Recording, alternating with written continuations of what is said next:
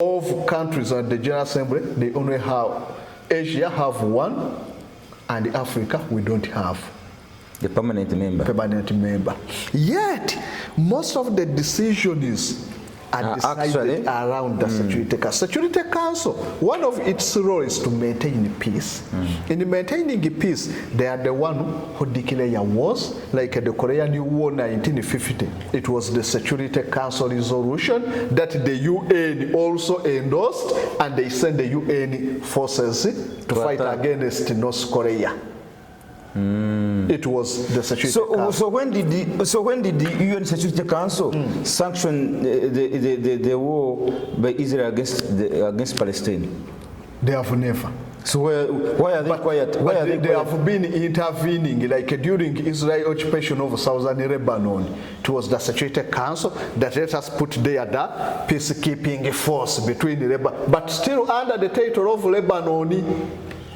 So meaning that Security Council all along has been biased against Arab countries, has been biased over other countries. So that's why Ruto is blaming the UN that its formation was so biased against the majority. It was in the interest of the 5 victor powers.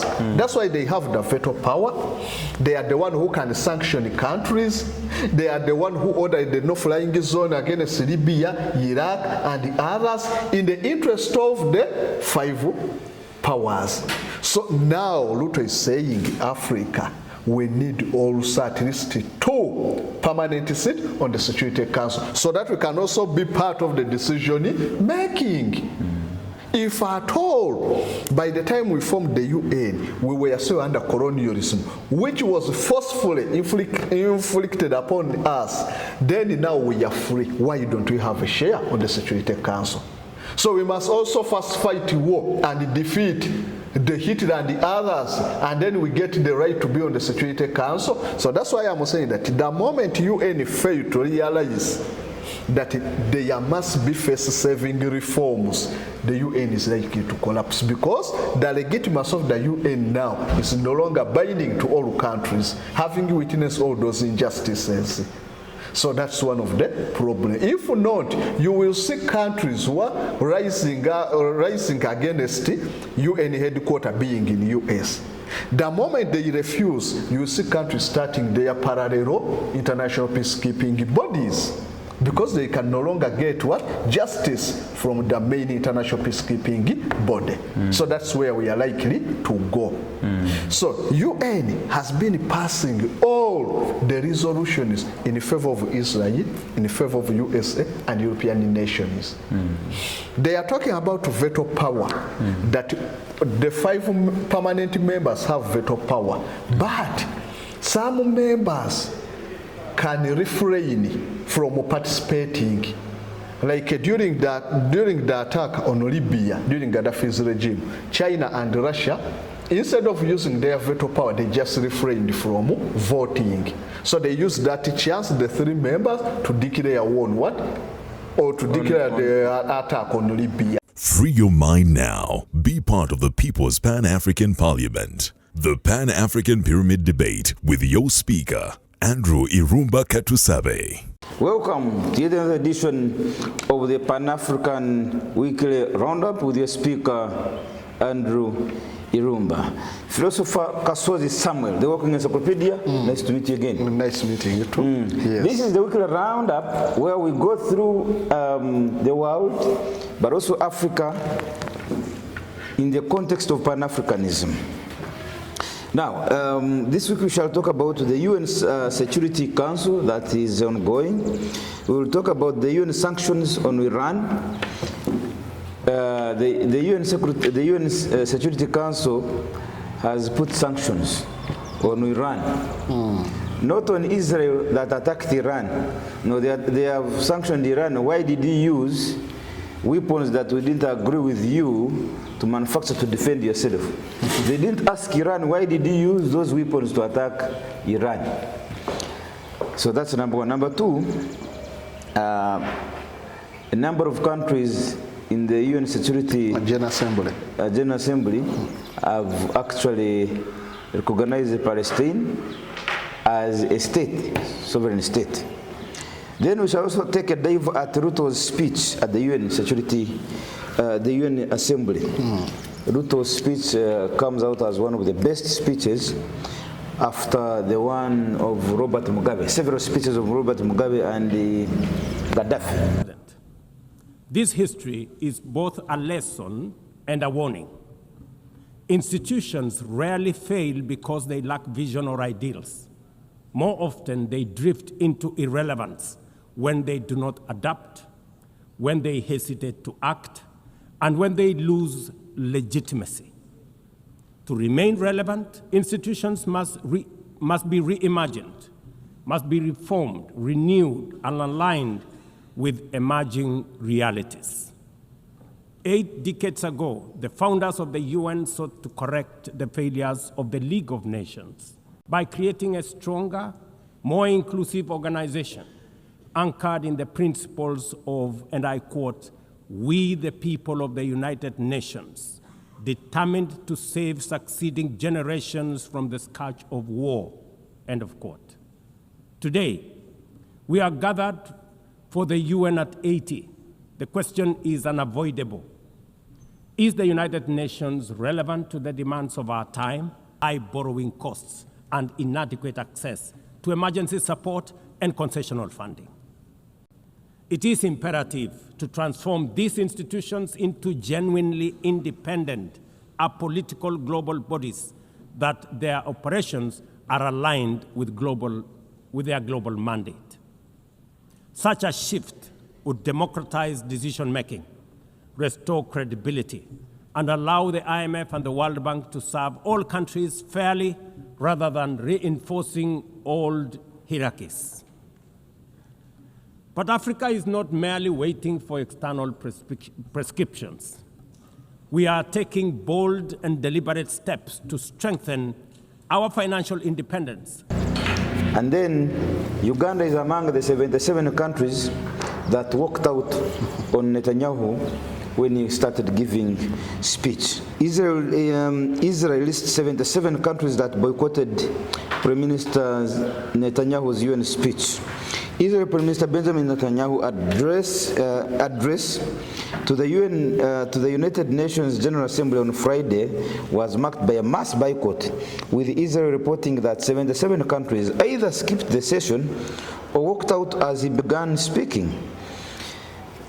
Israel released the list on Saturday, noting that the 41-minute speech, he spoke for 41 minutes, was delivered to a visibly thinned audience. Among those absent were Israel's immediate neighbors, Egypt, Jordan, Lebanon, and Syria, as well as Saudi Arabia, Turkey, and Iran. Some countries, including Jordan and Egypt, chose not to take their seats but didn't participate in the coordinated walkout. Pakistan's delegation left the hall in protest but remained at the sidelines to listen, Israel officials said. The international media highlighted the largely empty chamber during the speech, with coverage focusing on the boycott rather than Netanyahu's remarks, which included a vow to finish the job against Hamas. Iran's supreme leader, Ali Khamenei, reacted to the protest online, describing Israel as the most despised and isolated regime. The countries listed as absent or walking out included Egypt, Suriname, Tuvalu, Turkmenistan, Yemen, Egypt, Panama, Senegal, Palestine, Sudan, Tunisia, Turkey, Venezuela, Antigua and Barbuda, Belize, Congo, Oman, Qatar, Saudi Arabia, Tonga, Uzbekistan, Angola, Barbados, Colombia, Comoros, Dominica, Djibouti, North Macedonia, San Marino, North Macedonia, North Macedonia, Macedonia, San Marino, South Africa, Somalia, and Algeria. Others include Bangladesh, Brunei, Dar es Salaam, Brazil, Chile, Democratic Republic of Congo, DRC, Lebanon, Liberia, Eritrea, Chad, Central African Republic, Libya, Mauritania, Jordan, Nicaragua, Madagascar, Niger, Peru, St. Lucia, Slovenia, Afghanistan, Bahamas, Bosnia, Herzegovina, Botswana, North Korea, Eswatini, Syria, and Uganda, Pakistan, Lesotho, Bolivia, Spain, Cuba, Equatorial Guinea, Iran, this is Kyrgyzstan, Iraq, Mozambique, Myanmar, Ireland, Maldives, Indonesia, Kuwait, Namibia, Malaysia, Guyana, and Kenya. 77 of them.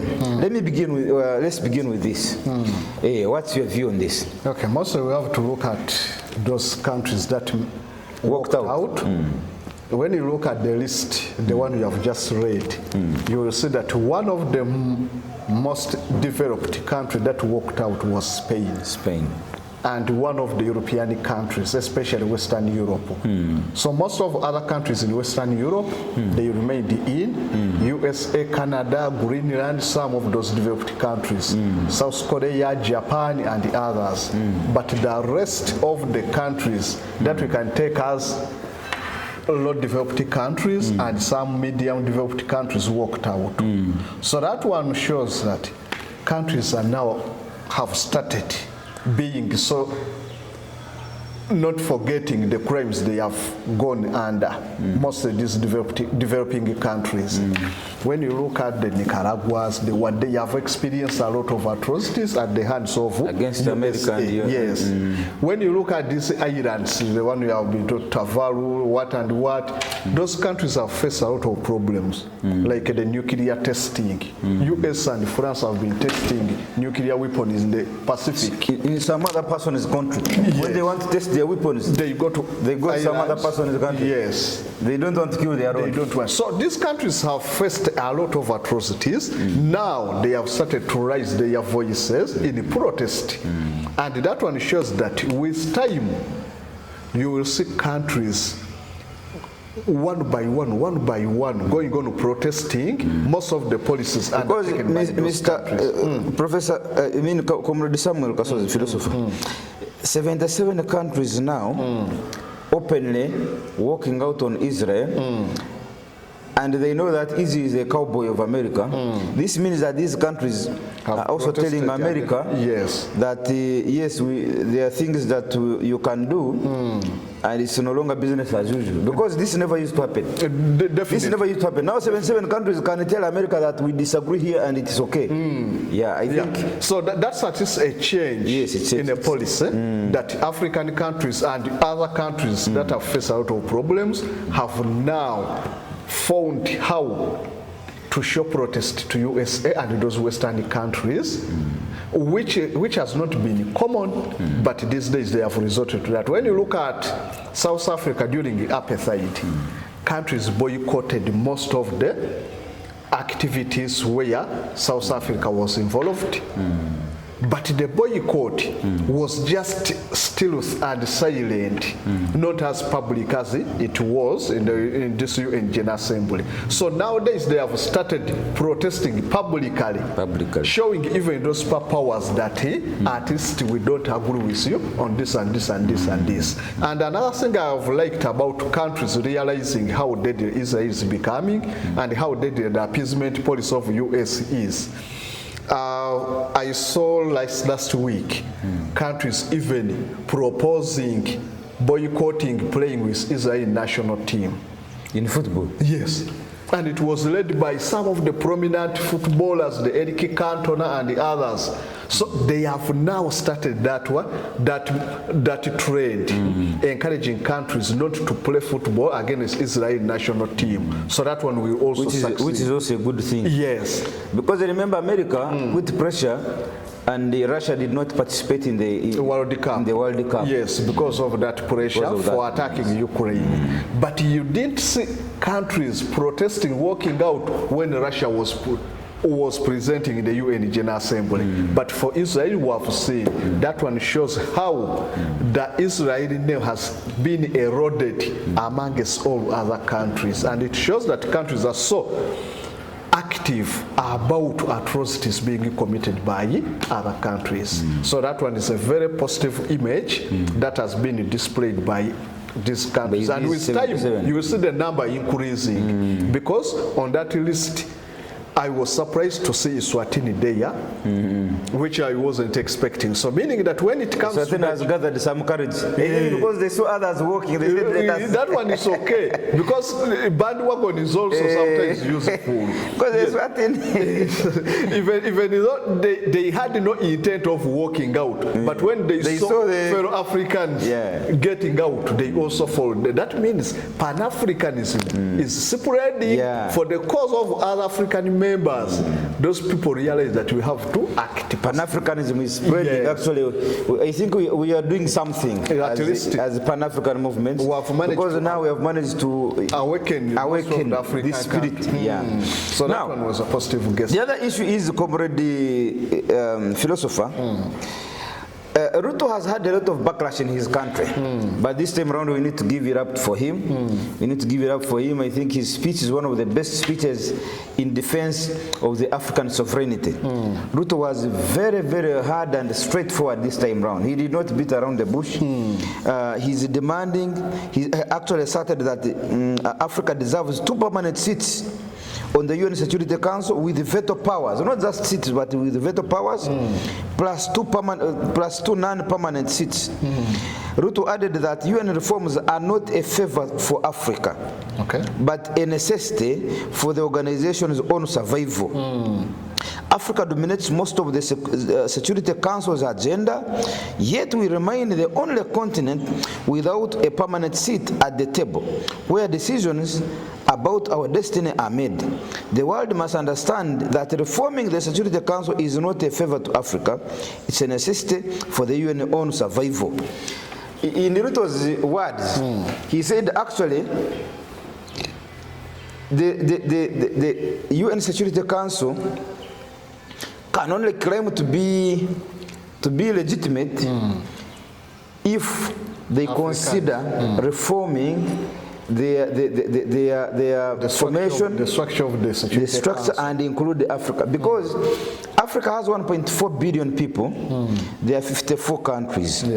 Imagine 54 countries have no permanent on the Security Council. On the Security Council. But you find one country, just one country like France, like America, like Germany, like China, they have permanent seats. So you ask yourself, what was the criteria? Okay, so I'm going to explain that. And first of all, you have talked of Ruto. William Ruto. Yes, being with some problems at home, but scoring on the foreign field, which is okay. We saw Napoleon Bonaparte being successful in his foreign policies and domestic policies. And up to now, the world still praises Napoleon Bonaparte.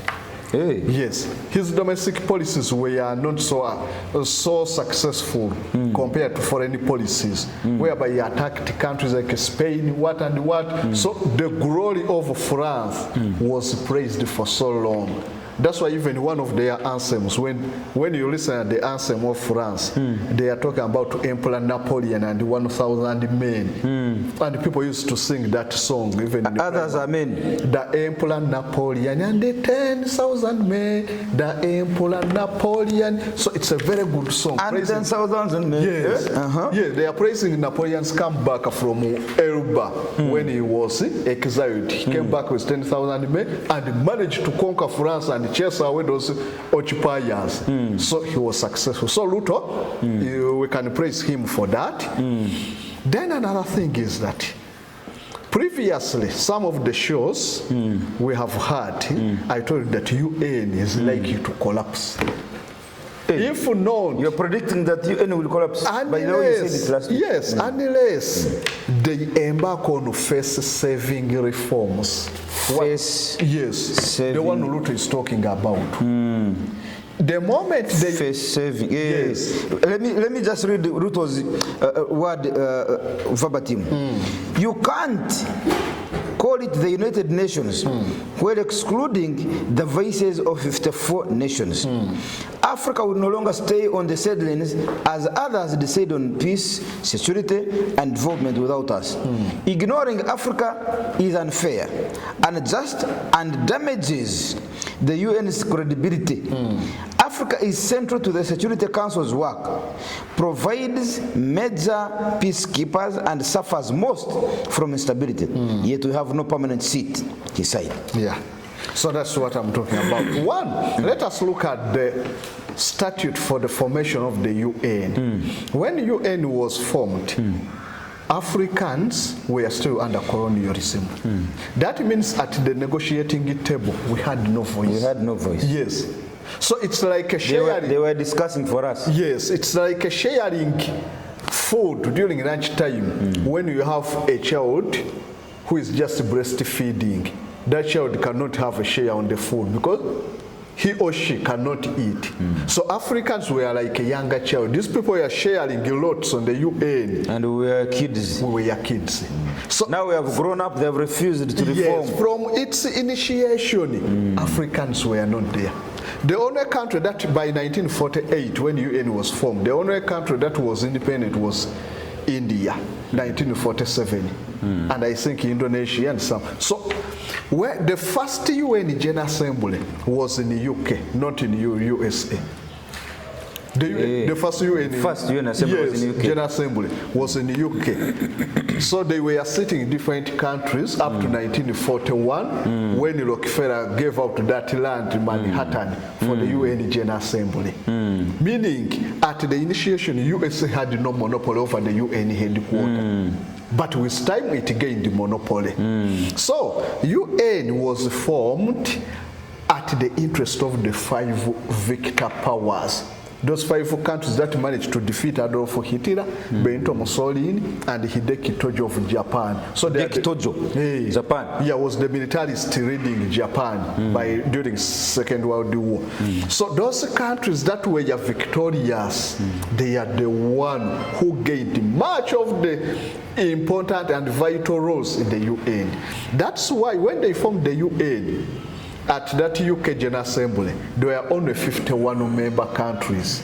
Now we are 197. But they are still retaining the rights they had, even with that increment in the We were how many? They were 51, the first 51. UN General Assembly. Now we are 197. Yes. So it was that General Assembly. One of the first resolution was to divide Palestine into Israel, and so it started in Britain, and there were 51 member countries. Now we are 197, but they are still retaining the rights they had when they were still 51. So that's at the inception. Yes. At the inception, the powers they retained to themselves. Up to they now. have refused to release. These kids who were breastfeeding now are old. They have even grandchildren. Grandchildren. But they are still taking them as kids. Those are the African countries. So one of the unfairness Ruto is talking about. Let us first talk about the UN General Assembly. When you look at the UN General Assembly, which is just a waste of time, whatever they decide there in the UN General Assembly, they are non-binding. Any resolution passed by the UN General Assembly is non-binding. Yet the resolution which are passed by the Security Council of 5 permanent members and 10 temporary members, they are the binding resolution. Whatever they 5 countries, 5 permanent members and 10 non-permanent. Yes. Those are 15. 15. Whatever they decide is binding to the entire world. But what the General Assembly, comprising of 197 members, what they decide are non-binding. Is not binding. That is being unfair. Yeah. Remember, they are talking of democracy. Democracy, they consider majority. Then why is it that at the General Assembly, Asia and Pacific countries, they grouped these countries according to different orders, that Asia and the Pacific. Asia, that's where we find the Iraq, the Afghanistan. Then in Pacific, you find the islands like the Tuvalu, the Tonga, what and what. So they have 55 members in the UN. Africa have 54 members. But Asia, they have only one permanent member, that is China. That country is with the biggest percentage.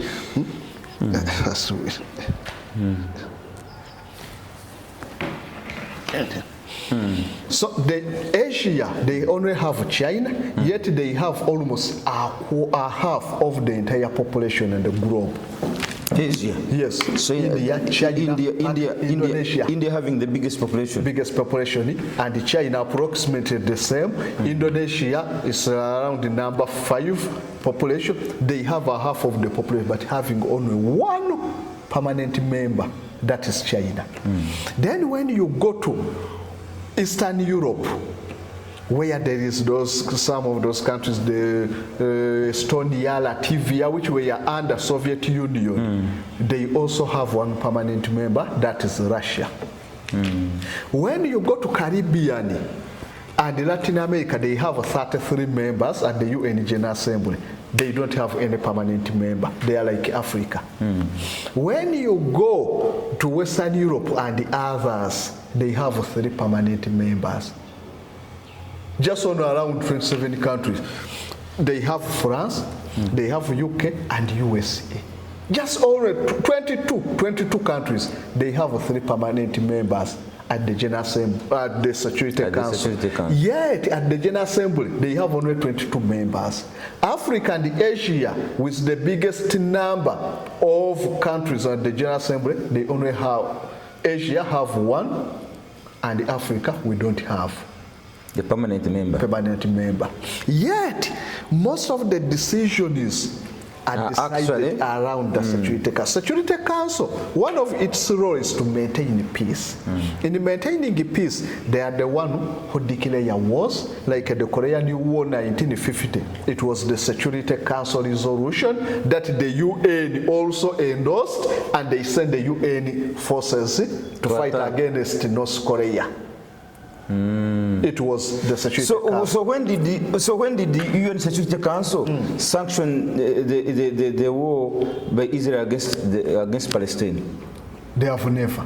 So why are they quiet? Why are they quiet? Have been intervening, like during Israel occupation of southern Lebanon. It was the Security Council that let us put there the peacekeeping force between Lebanon, but still under the title of Lebanon. So meaning that Security Council all along has been biased against Arab countries, has been biased over other countries. So that's why Ruto is blaming the UN that its formation was so biased against the majority. It was in the interest of the 5 victor powers. That's why they have the veto power. They are the one who can sanction countries. They are the one who ordered the no-flying zone against Libya, Iraq, and the others, in the interest of the 5 powers.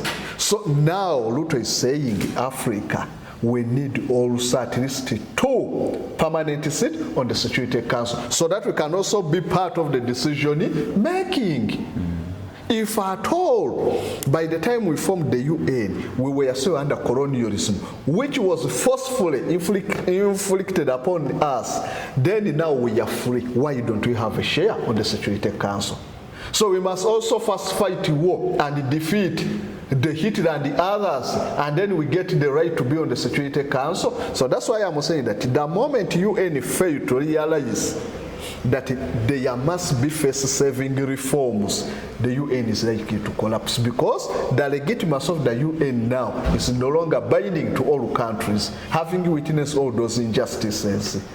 So that's one of the problems. If not, you will see countries who are rising against UN headquarters being in US.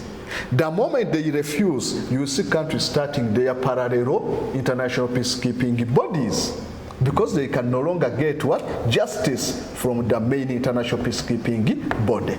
So that's where we are likely to go. So UN has been passing all the resolutions in favor of Israel, in favor of USA and European nations. They are talking about veto power, that the 5 permanent members have veto power, but some members can refrain from participating Like during the attack on Libya, during Gaddafi's regime, China and Russia, instead of using their veto power, they just refrained from voting. So they used that chance, the 3 members, to declare war on what? Or to declare the attack on Libya. Meaning that even the veto power is not working because it was presumed that the moment one country refuses, we don't adopt that idea, but it's not working. Hey, there are 5. There are 5. The law says if They one of have them equal power. Yeah, if one of them declines to say yes, it means that war should not happen. No, is that the point? If at all they sit 5-member countries, then they say we are going to attack Uganda, and China refuses, they don't attack. That's what I was asking. Yes, but the moment But for you the don't case of attend, yes, you refrain, you don't attend, and there are only 3 countries, they can pass the resolution and proceed with them. What they want. So that's what China and Russia have been doing. they don't attend. They don't attend, and these They people, abscond. They abscond, and these people use that right to attack countries. So if at all we have 2 seats for African countries, that means these countries will be having at least a lot Veto of powers. influence. The moment We China can is refuse. there, and Africa and what? At least 3 countries can refuse, they can counter the other 3 countries. So that's why, all in all, we need to reform the UN. However much it will be difficult, because so far now they are almost 79 years, so almost nothing has ever happened in trying to reform the UN. So it will still be difficult. Why? Those countries still need the privilege of utilizing our resources and at their own benefit. They have been using the Security Council as a tool of manipulating countries. When they want Middle East oil, they create a threat, then they convince the world that it's a genuine threat and almost life-threatening.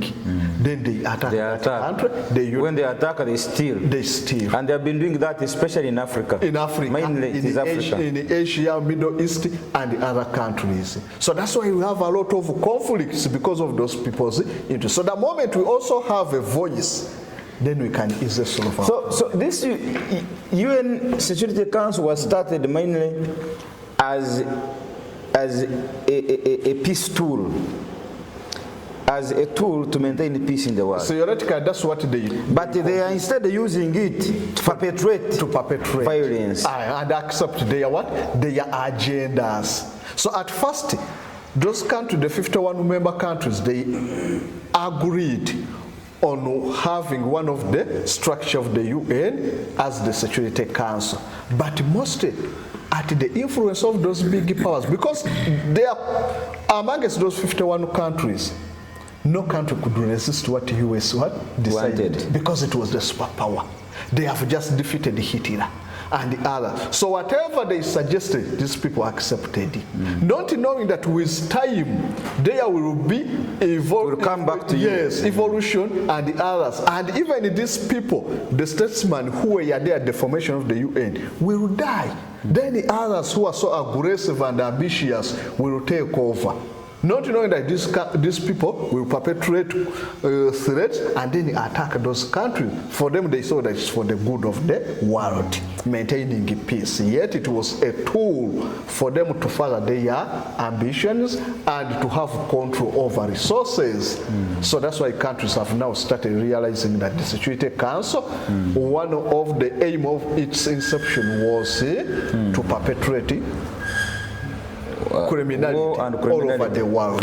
So now they are demanding to have a city. If not, they will demand to restructure either the UN or to form a parallel international peacekeeping. Actually, I've had some people have started, you know, like now, there is this non-aligned movement. Yes. You know, to check the powers of the others. Yes.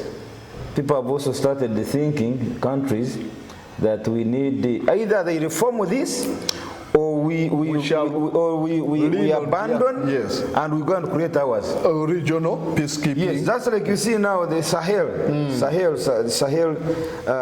leaving ECOWAS to create their own Sahel. Yes.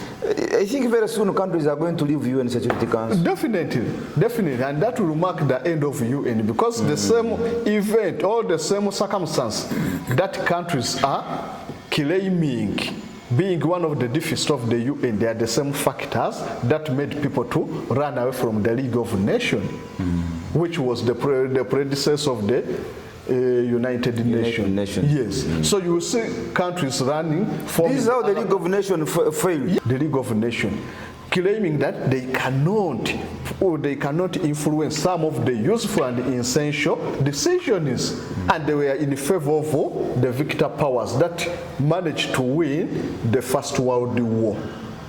And claiming that one of the problems that, or one of the, it was called the Paris Peace Treaty and the Versailles Peace Treaty, which led to the formation of the League of Nations, was unfair on the side of Germany. So countries started to see some of the weaknesses within the League of Nations, then they started to leave, and it collapsed. So that this is what we are going to face. You will see regional peacekeeping organizations being so much important compared to the UN. You will see BRICS having a lot of influence, countries joining BRICS and others. So you end up when most of the decisions being decided over a bigger part of the world being influenced by the BRICS. So it will mark the end of the United Nations. Wow. The very first United Nations General Assembly meeting took place on 10th January 1946. This was the official opening day. The venue was Methodist Central Hall, Westminster, London, United Kingdom. The UN headquarters in New York had not yet been built. The session later continued briefly at Hunter College in New York before the permanent headquarters on the East River was completed in 1952. It was the inaugural gathering of the newly created United Nations, established in October 1945 after the ratification of the UN Charter. The primary purpose was to launch the UN system that replaced the failed League of Nations and to begin work on number one, setting up the Security Council, Economic and Social Council, and International Court of Justice, laying procedures for international peace and security following the devastation of World War II, electing the first Secretary General, Trygve of Norway. Of Norway. He was the first Secretary General. Yeah. This 1946 session marked the formal birth of the UN's deliberative body, which now meets annually each September in New York to debate global issues. Yes. And first you have mentioned about Trygve. That one is also Ruto never mentioned, but I think other leaders who are much acquainted with the UN and its and how it operates will raise it. During the election of that UN Secretary General, the first one, there was a guy from Sweden and other, but that guy had some kind of communist leaning. He was the one favored to be the Secretary General. US and other countries refused. Then Russia also refused. That's why they resorted to US had their best candidate to be the Secretary General, but Russia refused. So there is also a lot of politics in electing who the Secretary General. And those are some of the reasons why the UN is now becoming as a symbol of Western influence. The moment they don't cast their support against someone, cannot become a Secretary General. So they vote someone knowing that he can fulfill our interests, knowing that he doesn't have so much influence from the East and the other. So there is a lot of politics in voting who should be or appointing who should be the Secretary General. So those are all some of the weaknesses of the UN. And moreover, some of the Secretary Generals that sometimes work against the interest of those Western powers, they always, like Doug was assassinated in Congo on the interest of Belgium and the CIA. That was also Secretary General. Yeah, Doug Hama just called. The one they even Daga who? Daga Hama just called. It's just put in Daga, UN Secretary General. He was killed at Indolwa when he was flying from Congo going to Zambia in a negotiation with the Katanga War of Succession. Then the Belgians and CIA used the surface to air and they bombed the plane. He died. Yes. So because he was against the interest of CIA, trying to solve the conflict they had created in Congo, especially the mineral-rich Katanga, where they used to get uranium for their nuclear weapon. So they assassinated him. So they named even one of the hostel for masters at Makerere Daga from him. So those are all the injustices of the UN and the atrocities people have started to realize. You have seen here. He just put in Dag Hama just called. Daga. Daga, D-A-R-G, I think. Yeah, he was the second Secretary General of UN after Trigevuli, I think. Trigevuli, then Wukant, I think the third. So that's how the UN and that's how the permanent members, the US, have been influencing that international peacekeeping body. So you have seen. Dag Hammarskjöld of Sweden. He was the second Secretary General of the United Nations. He served between 10th April 1953 to 18th September 1961. He served from 53 to 61. He died on September 18th, 1961 in a mysterious plane crash near Ndola, then northern Rhodesia, now Zambia, while a peace mission to Congo during the Congo crisis. He was on a peace mission. He was mediating the conflict between the Congolese government and a secessionist province of Katanga, trying to prevent a full-scale civil war and foreign interference. The cause of the crash remains controversial, with theories ranging from pilot error to assassination involving foreign intelligence or machinery forces. Multiple UN and independent investigations have kept the case open due to unresolved questions about the foul play. Yeah, that's it. Where do you get these things? So that's how UN has been operating. They assassinated him because he had mediated between Katanga and he was called who was leading the Katanga crisis and the Rumumbist government. So they saw that this man was going to solve the problem. Yet Americans wanted the problem to continue so that they continue stealing. The Western so they killed him. And the others remained there to destabilize the place as they mine uranium and the other minerals. But this guy was going to mediate so and that solve the problem. They assassinated him. And he thought he was helping the world because they had created UN to provide the solutions. Not knowing that America's interests were different. So they assassinated him. So that's the UN we are now praising. But countries have started to realize. No, this is good because for me I was very happy with the boldness Ruto spoke. Okay. Ruto was very bold like the late Robert Mugabe and Gaddafi. I think this time around, you see these Pan-African shows that we started doing 11 years ago, and the emergence of now people like Traore. There is a way they have emboldened other African leaders to speak out boldly. Do you remember that if countries and we the Pan-Africans had not come up to speak, right now Traore would have been ousted out. Because America had passed through ECOWAS. ECOWAS had even declared that we are coming. That you ordered Tinubu. Yes, had even suggested to attack. Yes, yes. They had even France. And yes. So it is the voices. People should realize the contribution that we are making in speaking out. By that, I thank these people who were mostly contributing via social media. Yes. Any post they used to post against Traore and those Western, they used to attack them violently. I traveled myself, I led a delegation of 15 people from different African countries and those in diaspora. And we went and we spent a week with Traore.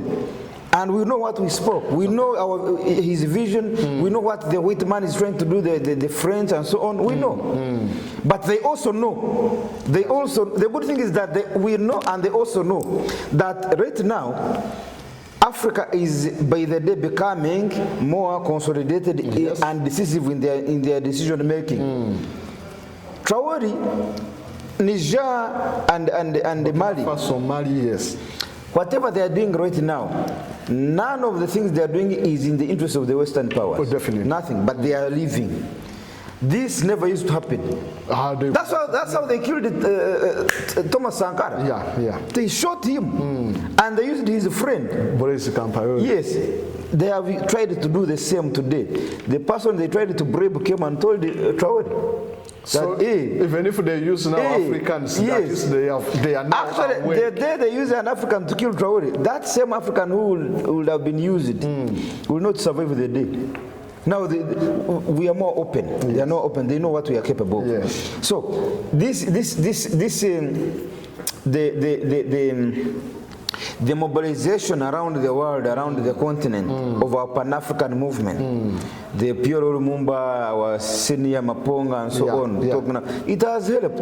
It has very much. It is helping, yes. Because even Africans, they couldn't have realized how bad those colonists are. But because of the contribution of the Pan-African movement, Manchester, Akura, what congresses, very many leaders were awake. So now we have resumed the same process. Yes. So Africans at least can realize, they can understand that these people are against us, so let us unite for the common good.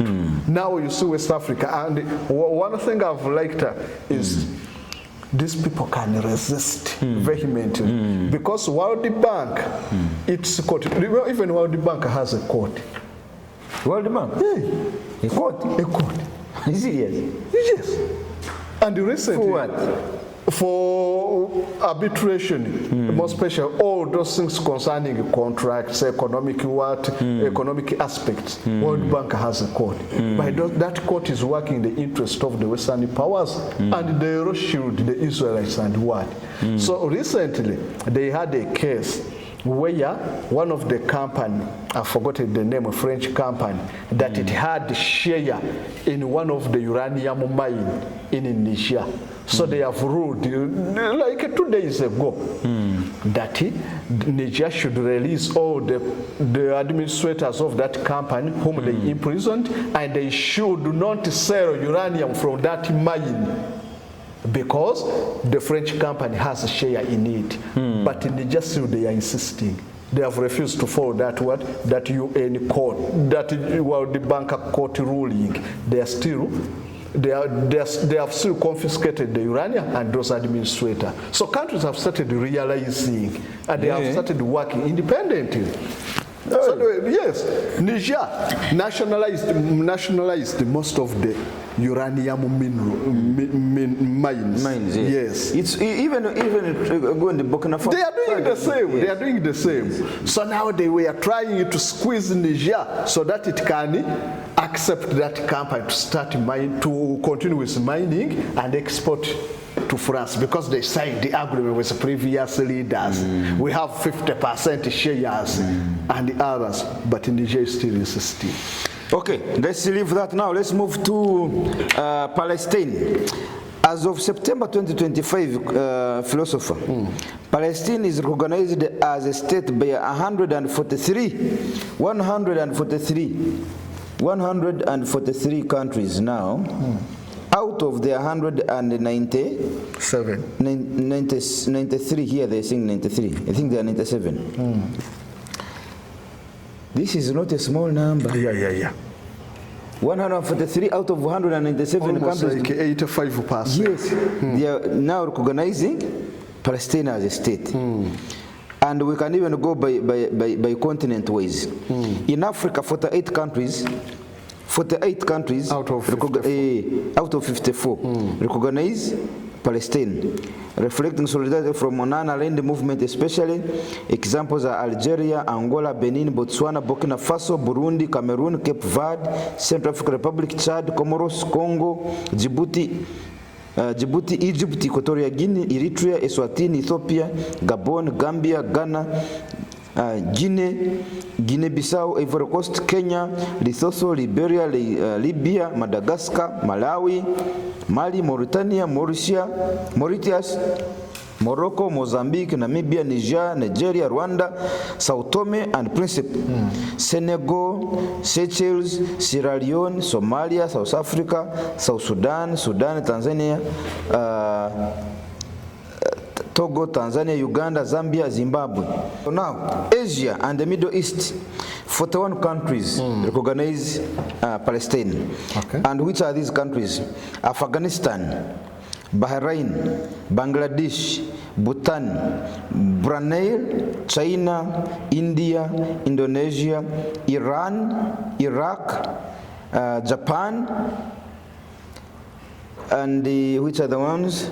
Jordan, Kazakhstan, Kuwait, Kyrgyzstan, Laos, Lebanon, Malaysia, Maldives, Mongolia, Myanmar, Nepal, North Korea, Oman, Pakistan, Philippines, Qatar, Saudi Arabia, Singapore, South Korea, Sri Lanka, Syria, Tajikistan, Thailand, Timor-Leste, Turkmenistan, United Arab Emirates, Uzbekistan, Vietnam, Yemen, and so on. I think there are many.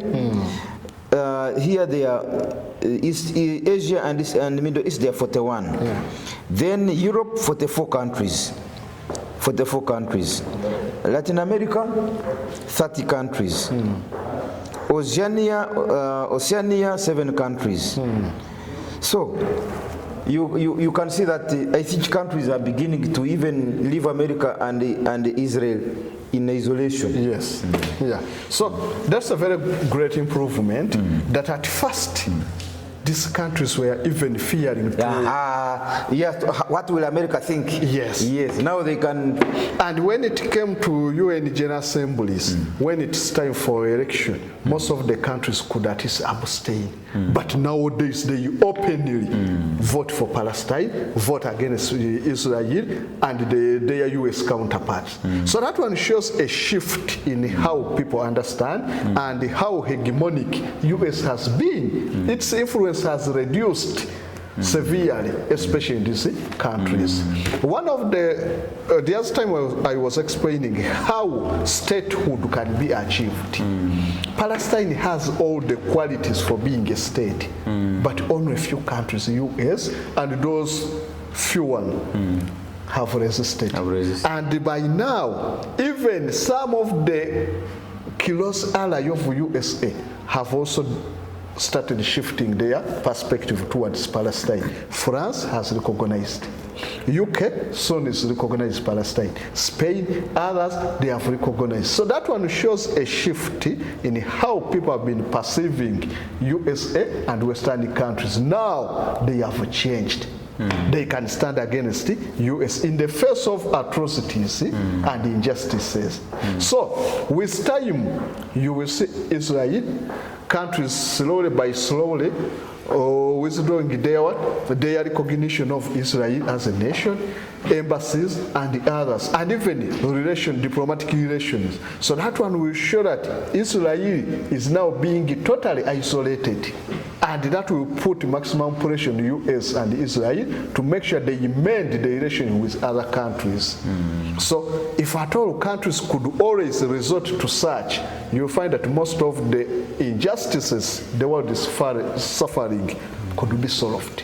Now countries have started recognizing Palestine, the weakest country with no standing forces, with no boundaries, with no what, just because of the injustices being inflicted on Palestine by the US, now countries have started to align with Palestine. So very soon you will see countries demanding for Palestine even to have its permanent borders and so many others, and even putting much pressure on Israel not to infringe on the sovereignty of Palestine. So one of the most achievements is that they have managed to win the moral part of Palestine being a state.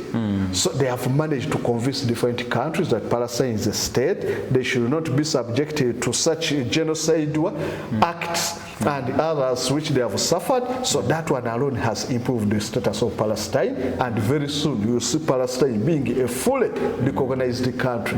Even if US will resist, one of the theory for statehood formation that the moment one country, sovereign country, recognizes you are free. So now Palestine has 143 countries. But really, 143, even if we went for and the world is being hoodwinked that democracy means majority. Now here, America, what can they say? Majority of the countries recognize Palestine. What can America say on democracy? What could be the hesitation? Being determined by majority. Yes. Because they say majority is democracy. Now, what are they saying here? And moreover, you have talked of 1946 when UN was formed from San Francisco to other meetings. So when it was formed, that's when they structured the Security Council, and that's when they started the resolution. When you look at the UN resolution, where Palestine was divided into Israel, they went into a vote in the General Assembly. So if USA and the other countries, they are really genuine and they are the one who are promoting democracy, let them organize an election like how Israel was established in the Middle East. Let them go for an election and these countries vote. Whether they admit Palestine as a state or not, they cannot allow it because it has the number. But Israel was put in place after election. Why can't they now organize that election? To see how many countries justify Palestine to be a sovereign state. You see Palestine winning them, but they cannot, knowing that Palestine has the number. So those are all the injustices. And one thing I've liked that countries have now, they are now awake. Pakistan and Saudi Arabia, they have made an alliance like NATO. So countries have started protesting. You have seen that agreement between Pakistan, between Shahbaz and Salman, Prince Salman. They have signed an agreement of mutual security guarantees. Whoever attacks Saudi Arabia, Pakistan will definitely involve. And the countries are now trepidating Israel, US. Why? Saudi Arabia has gained access to nuclear weapons under the umbrella of Pakistan. So countries will start protesting in that format. So you will see within a few years, you will see Egypt joining that alliance. You will see other countries. So in the Middle East, you find that there is a NATO alliance, a NATO-like alliance in the Middle East. So these policies which are unfair to countries will force countries to resort to alternatives. Now they have resorted to a Muslim NATO kind or NATO-like alliance. Then you will see. And moreover, Saudi Arabia is rich. It has its resources. Pakistan has its weapons and the others. So they are going to find alternative one by one because of the weakness of this. No, that's important. Okay, as we come to the end of our show, Comrade Philosopher, I want you to point us a picture. The double standards of these organizations called the UN Security Council and America in itself. Israel attacks Iran. Iran defends itself. Okay. Now, UN Security Council sanctions Iran for defending themselves using weapons which they don't agree with. But they have not sanctioned Israel for attacking them using weapons of similar models. I want to understand what kind of double dealing is this? Okay, so first of all, it was 2014 during Obama's regime. That's when they forced Iran. Negotiation took almost 20 months between what they called it was called there's a certain name, the five P5, five permanent members, plus other countries, the European Union, Germany. So they had bargaining, trying to restrict Iran from manufacturing atomic weapons. Those are all just double side because Israel has atomic weapons. So they are afraid to declare them, but they have them. But they don't want Iran to have a nuclear because they want Israel to remain the bullying master in the Middle East. The moment Iran manufactures an atomic, Israel won't have access of bullying Iran. So they forced Iran through sanctions, and of which some of the sanctions they are so deadly on the economy of what? Iran. They refused Iran to sell oil at the international market. So that one crippled Iran's economy. They refused Iran to manufacture long-range missile. Long-range missile? Yes. U.S. placed sanctions on Iran, especially on its weapon manufacturing industry. They should not acquire this, they should not have funds, and even put in place sanctions on the Islamic Revolutionary Guard, like the UPDF of Iran, so that they can cripple Iran to make it weak and vulnerable to Israel. So those were all sanctions. Then, after realizing that we have used all those innumerable sanctions, Iran is still strong, still improving technologically and even economically. Then they went into a negotiation that you should give up manufacturing weapon, long-range missile, ballistic missile. Then you should not increase your uranium enrichment, reaching to the grade level of weapon manufacturing. You get this? You know, with uranium, there's what we call the highly enriched uranium and the low enriched uranium. Highly enriched uranium is the uranium that has been purified to a weapon grade level. You purify uranium to the extent that you can use it to manufacture weapons. So they refused Iran to enrich uranium to that extent. So they went into bargaining. They forced Iran to accept. It's okay, for the good of the world, let me accept all the conditions. International Atomic Energy Agency could monitor all the nuclear facility plan so that you don't enrich uranium to the extent of manufacturing weapons. Try to protect Israel. Then after the negotiation came into effect during Obama's regime, that was 2015. After Obama leaving office, Trump came up and turned back everything they had negotiated.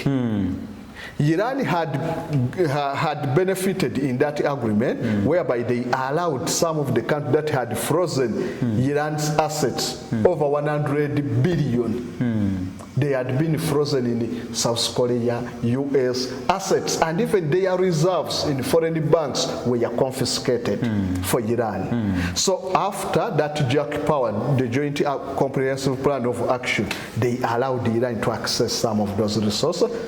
When Trump came into power, he said that agreement was so unfavorable on the side of USA. I'm withdrawing. His first term. Trump? Yes. So America ran away from the Joint Comprehensive Plan of Action and even put in place back some of the sanctions that were withdrawn during the signing of the agreement. So Trump withdrew. Then what Iran did, if at all you have gone, we are not also entitled to honoring that what? Agreement. You have pulled out. You have pulled out. Iran started enriching uranium. Iran started manufacturing everything. Iran chased away the International Atomic Energy Agency supervisors they chased them away. So now after realizing that it's on their disadvantage, Iran is now accumulating uranium. Now they are forced Iran. We want to go back to the agreement, which Trump himself violated. Yes. So now they are forcing Iran. In that agreement, they had the clause they call the snapback clause. Snapback, it's like putting in place some of the legal ways how you may enforce a punishment you had earlier or retracted. Yes.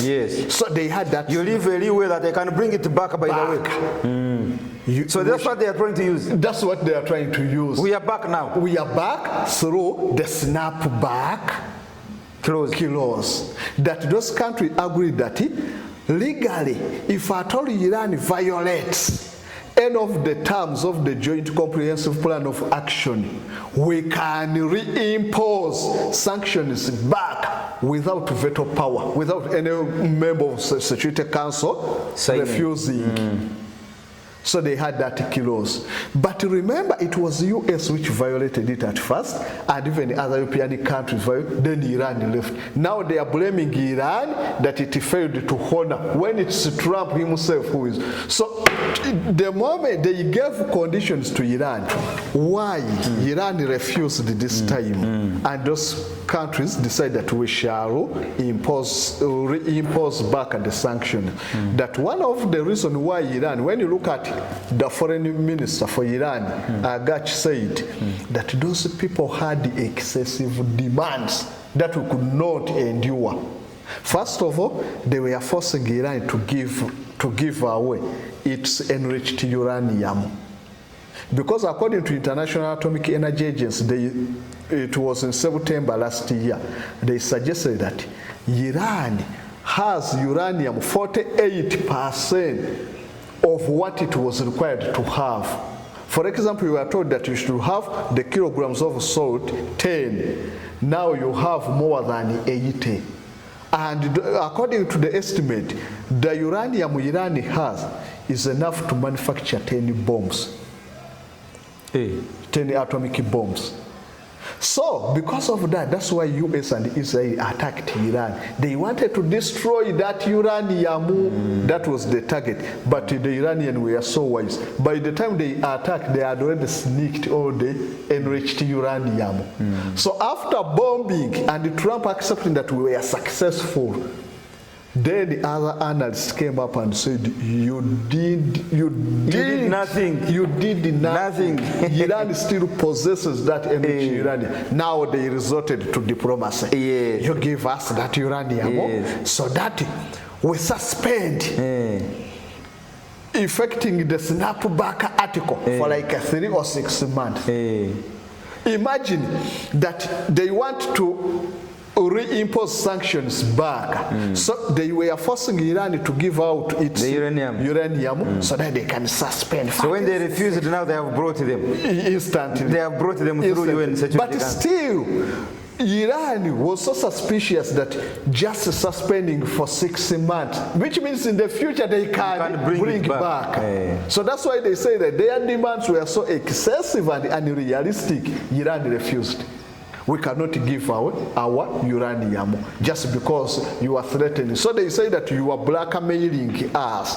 Iran refused. So now they reimposed back the sanctions, which Trump himself violated. So Iran now has refused that let us endure the pain of the sanctions. We shall not give away our uranium. And the worst of all, it was Friday, I think. One of the hardliners within the Iranian parliament, 7 of them have signed a petition requesting to remove the 2010 fatwa which Khamenei had pledged that Iran will never develop an atomic bomb. You know, the reason why Iran is not possessing atom because of Khamenei. He's the one who is refusing. Because he made that fatwa. A fatwa is just a declaration from a supreme leader according to Islamic jurisprudence. And Khamenei is a supreme leader. Supreme leader. So he made that fatwa after seeing how the chemical weapon during Saddam Hussein and during the war between Iran and Iraq affected people. So he said that Islam is a religion of peace. So we should never and never manufacture atomic bomb. But now, according to most of the Islamic scholars, they believe that because of the existential threat, a fatwa can be lifted based on the condition and the circumstance. So now, one of the conditions affecting Iran is the existential of their state. So because of that, we should remove that fatwa and manufacture weapons. So now time is running against the US and their Western. These people in the parliament, they are now lobbying so that they manufacture weapons. So we are likely to see, after bringing back these snap-back sanctions, we may likely see Iran developing atomic weapons. And recently, like 2 days, they tested one of their strongest ballistic missiles, which is capable of carrying a warhead of 3 tons. That missile. 3 tons? Yes. Those atomic weapons, they are always heavy. Heavy, 50 tons and above. So Iran now, they have ballistic missile that can lift a warhead of 3 tons, and that is enough to destroy almost the whole Tel Aviv and almost Israel. So the moment they manufacture the atomic bomb, already they have a machine that can move that atomic bomb to where they need it, the one they have manufactured. So they are now panicking, fidgeting, finding out how to stop Iran when time has already gone. Because they have now started mistrusting USA and even the UN. So that's the dilemma they are having. Yeah. Okay, ladies and gentlemen, and on that note, Comrade Philosopher Samuel Kasozi, the Working Encyclopedia, I want to thank you so much for giving me your time and giving that in-depth analysis of what's around us in the world, but in a Pan-African context. My name is Andrew Irumba, your speaker. And we say, Africa, don't agonize. Organize. Don't agonize. Organize. Thank you so much. Free your mind now. Be part of the People's Pan-African Parliament. The Pan-African Pyramid Debate with your speaker, Andrew Irumba Katusave.